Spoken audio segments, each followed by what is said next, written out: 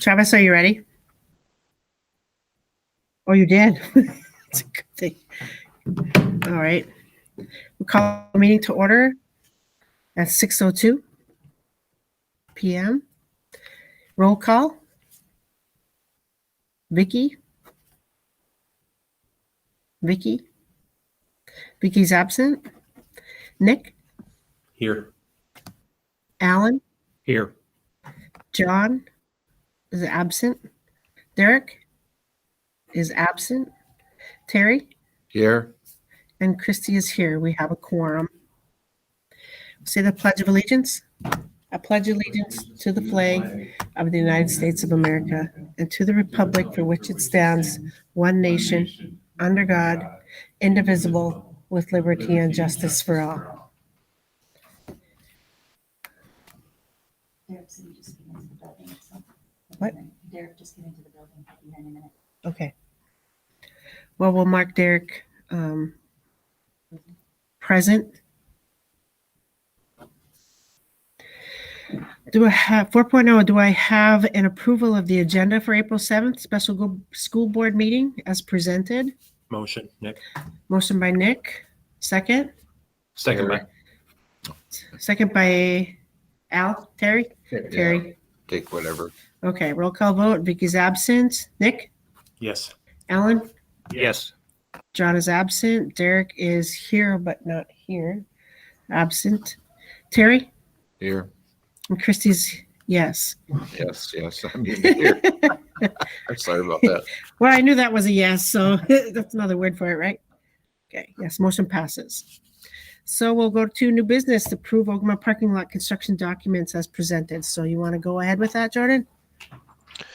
Absolutely. Good evening, everyone. I'm going to go ahead and pull up my PowerPoint for everybody here physically. I did print off a paper copy if you prefer to work off of that. So just bear with me. I'm going to share my screen.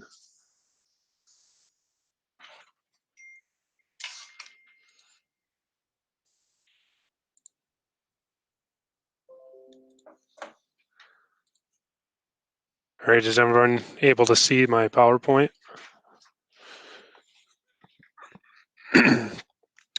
Okay, so this is the Ogama parking lot construction documents presentation.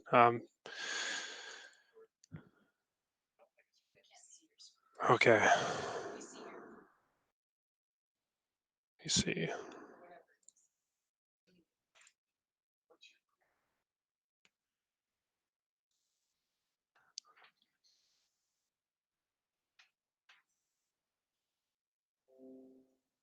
How about that?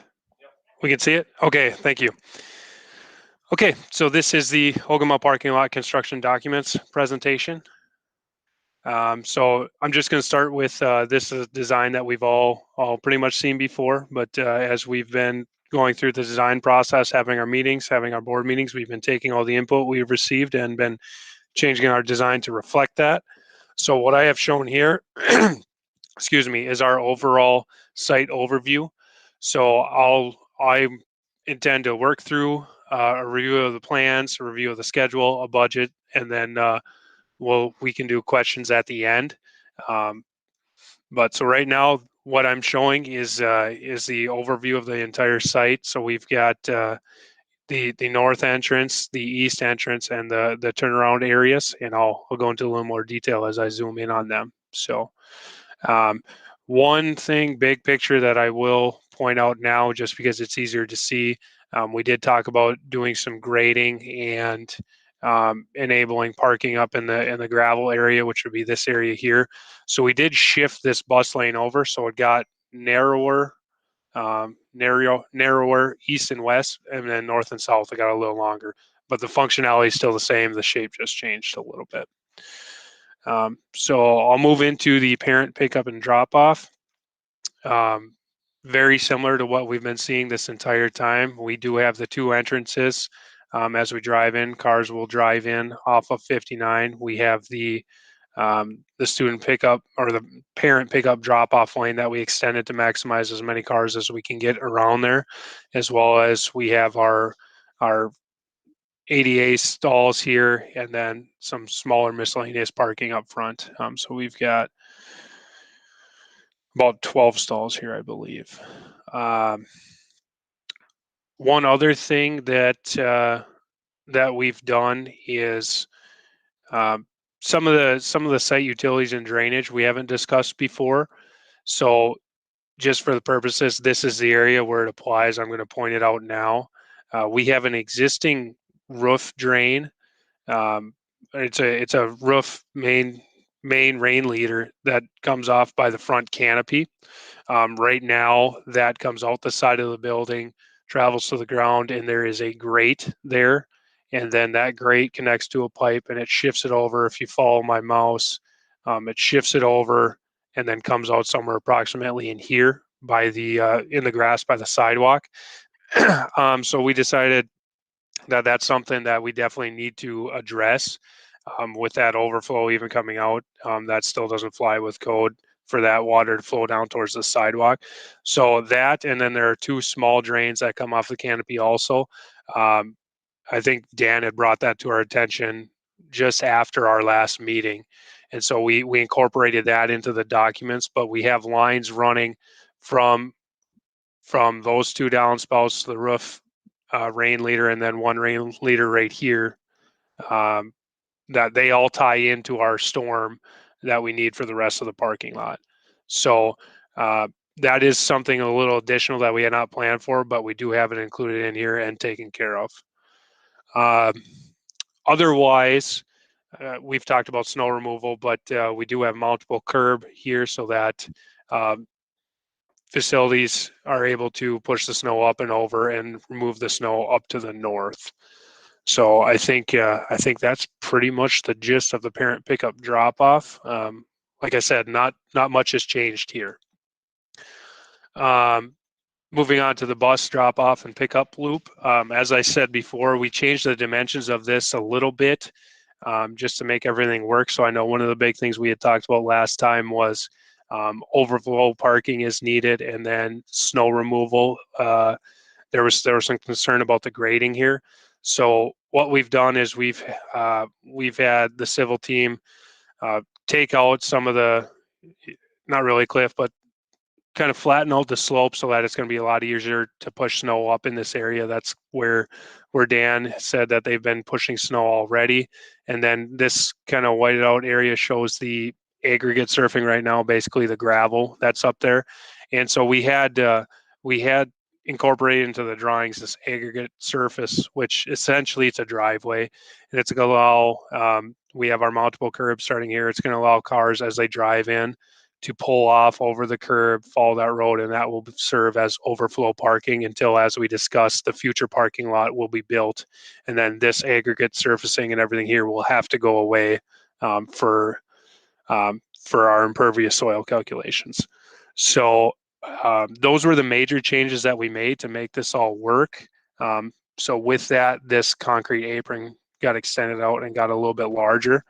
Another thing that we did add, and this was also in the same conversation with the rain leaders, is the dumpsters right now are being stored, and it's in a pretty inconvenient place. They're either being stored, depending on time of the year, here in front of the small shed, or down here by where the new chiller pad's going to go, or the existing chiller pad. So what we did was we created a space for dumpsters right here with a chain link fence with slats in an enclosure around it, and then with curb, so that the dumpsters are going to be a lot more manageable now for the district. So it's going to be a lot easier for trucks to get in and out, to place them, empty them, and remove them, and they have their own designated space. And again, we did add a fence with slats, so that's going to obstruct view, so it's not going to be an eyesore. So that was what we determined the best place would be to put these. I guess this just shows a little bit of the parent pickup drop off. Kind of shows where snow can move over the multiple curb into the bus lane and then to get pushed up around the bus lane. We also have multiple curb here inside the turn lane, so that in a pinch or depending on the storage plan, snow could be piled up in there. But for right now, This is just a green space of just soil at this point. So I think that's pretty much all the changes that we've had here, and I think that's everything that we've been talking about. Moving on to staff parking, here's probably where the least amount of changes came. This should look very familiar. This is the main portion of the parking lot. So we have this is essentially phase one of the parking lot until we are able to remove the house and do the future expansion. So we do have a concrete valley gutter that's going to serve as kind of a construction joint where we'll be able to tie into that and place asphalt up to that. There won't need to be any demolition in the future. So that's the reason for that there. We do have storm drains that take all the water. Everything is sloped to the drain, and it takes all the water and it goes down and it ties into the city storm, or sorry, it'd be the state's storm. So MnDOT has the storm sewer in that area. So we have worked with MnDOT to confirm that that was allowable. We're meeting the calculations. One thing we did have to do is we did have to put in a larger pipe, just because MnDOT does have a certain allowance for how much water can be put in at once. So I know we had originally talked about maybe doing some underground storage tanks, but we determined the most feasible option is just use oversized pipe that act as a storage tank, and they also use the same function as the pipe we would need anyways. So that's pretty much the gist of this area, other than snow removal is pretty much the same. We have mountable curb, and we can move over that valley gutter to push the snow out there. We do have a little more detail now, just showing heavy duty pavement and light duty pavement. So that's kind of this is getting to that final construction we can build off of these documents detail. One thing that you guys haven't seen before, but hasn't really changed much, is the site lighting. So basically all this shows is the light poles. So we have 7 of them, and they cover various areas. I know one question was on this sidewalk that we would use to walk from the parking lot up to the school, is there going to be lighting there? And we do have a parking lot light here that's going to shine both ways. We have one here both ways, and this one's going to shine left and right. So that's that. When the electrical engineer ran the calcs, that does provide plenty of light to keep that walkway lit at a safe level. So when we do get into those dark hours. So again, just to recap on the drawings, not a lot has changed, nothing that we haven't talked about. So we're very similar to what we've seen in the past. Moving on to schedule. So I'm showing our timeline here. I'd shown our previous schedule. This I took from now until when we can consider this project done. So right now what I'm showing is tonight, this red line item here, this is our CD presentation. So moving forward with approval tonight, the intent would be tomorrow right away to issue the PR. So we've talked about this, but we do not need to publicly bid this out because we can issue this as a change order to our contractors. So at this time with approval, we would be able to issue a PR, which is a proposal request. I know Lisa is very familiar with those because we've had quite a few on the project, but this would be a new proposal request, which is essentially asking for a request from the contractor for the documents that we put forth. So I'm showing about a week's worth of time to get the pricing back from contractors, and then we would have that pricing prepared. Our next board meeting would be the hearing on the 21st, and then if all goes well and we have our resolution in place on our next board meeting on the 28th, we would be able to approve the change order, and at that point we are considered officially full go and underway. At that point, we would go into procurement and have a little bit of time to order materials, get anything that we need.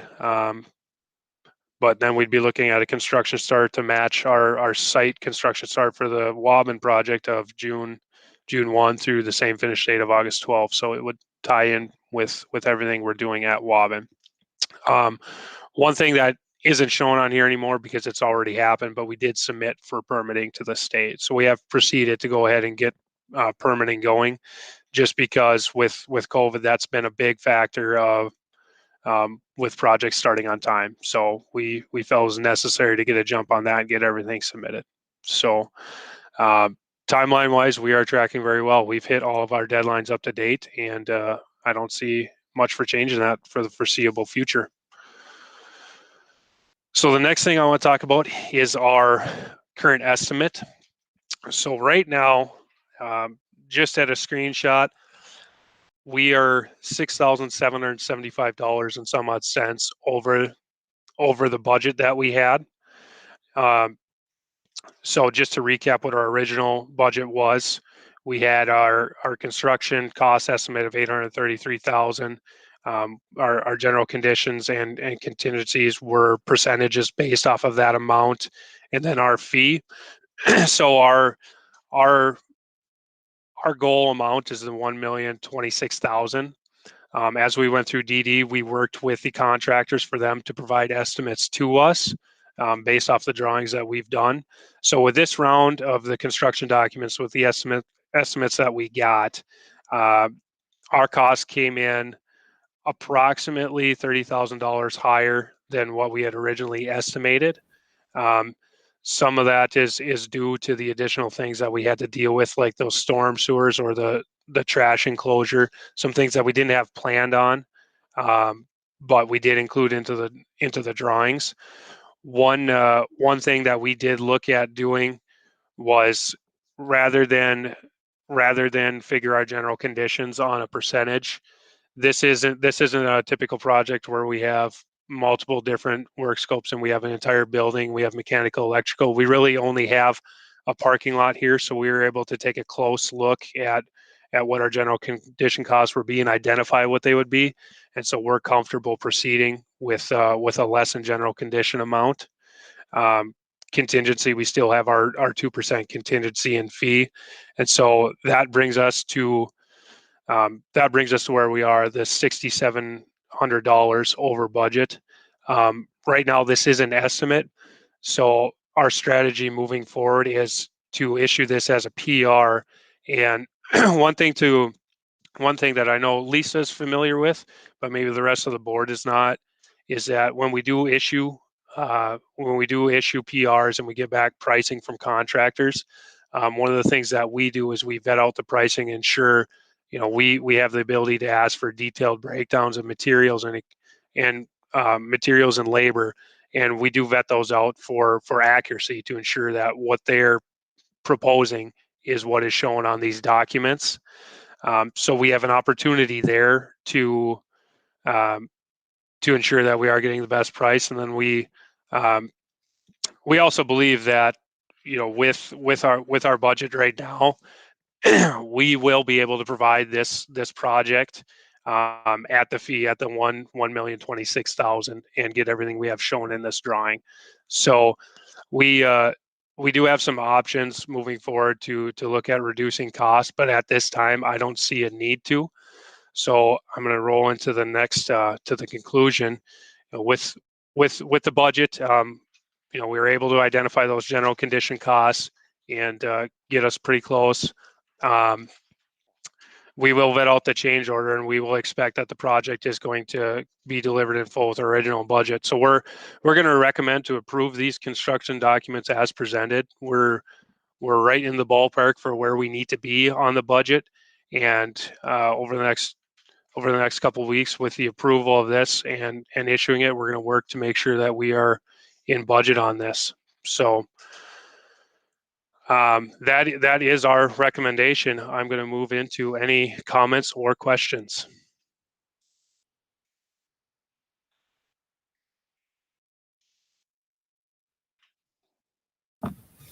Anyone? None? What documents did you need from the city of Ogama? Was that something that you guys are still working on? So there's various things for the city of Ogama that we need to do. Number one was a building permit and a rezoning permit, and the city of Ogama does not really have formal documents. So we do have that completed, though. We have what they call a variance permit to cover for that, and then we do have the city of Ogama building permit. So we have that in place. Moving forward, I spoke with Obernell, who is our civil engineer, and they do require a document. MnDOT requires a document from the city of Ogama to allow the city of Ogama needs to be allowed to allow us to tie into that sewer system or storm sewer. So that one's relatively new, but I met with the city last night to discuss that. I got a contact for that. The other thing that we discussed were there were certain items for the city that needed to get done for this project to be able to function properly. So what that would be is the storm sewer had a bunch of sediment in it, and I'm not going to pull it up just because it's not on the agenda, I guess. But it had a bunch of storm sediment in it. The district also has a couple on their property or the new purchase property that need to be cleaned out also. And so what that would do is it would plug it up. Anything new that we put in would tie into it, would just end up backing up because of that. And then the city of Ogama's Welcome to City of Ogama sign itself is on the new proposed parking lot. So what we did was we included that in the contractor scope of work to coordinate with the city to get all those items taken care of. And so that's going to allow our project to go on, and it's going to minimize any negative effects with the city. The final thing I need to do with the city is Uran Street. I think from talking with Dan, there's been some gray area as far as who maintains what, but that is that would be the front entrance to the parent pickup and drop off. That is a street that is owned by, sorry, you got an echo going on. Oh, thank you so much. So that parent pickup and drop off, the very first lane as you drive in, that is Uran Street. That is owned by the city. It is supposed to be maintained by the city. Therefore, the district does not maintain it now. The city doesn't really maintain it either. So that's why we have the potholes there for the most part that never get fixed. But so what we'll need to do with the city is we'll need to vacate that, where the city will basically give that up, vacate their rights to it. It will become the district's property to maintain, and they will need an easement there to get to their utility lines. So those are the items that I've been working with on the city of Ogama. And right now, I don't know of anything else that we need from them. How far are you with them? Because I didn't seem like they were very far with that process. Which process? All of it. So with the permitting, we're fine. That's done and in place. What I did, like I said, with those storms, being that the district has some, the city has some, and that's signed, we included that in these construction documents for the contractor to take care of those items. So I notified the city of that so that there wouldn't be any misunderstanding or discrepancy later. I also wanted to notify them that we do need to move their sign. So we are going to need some input from them on where it goes. But at this time, it's not really our concern of the sign because it is on the district's property.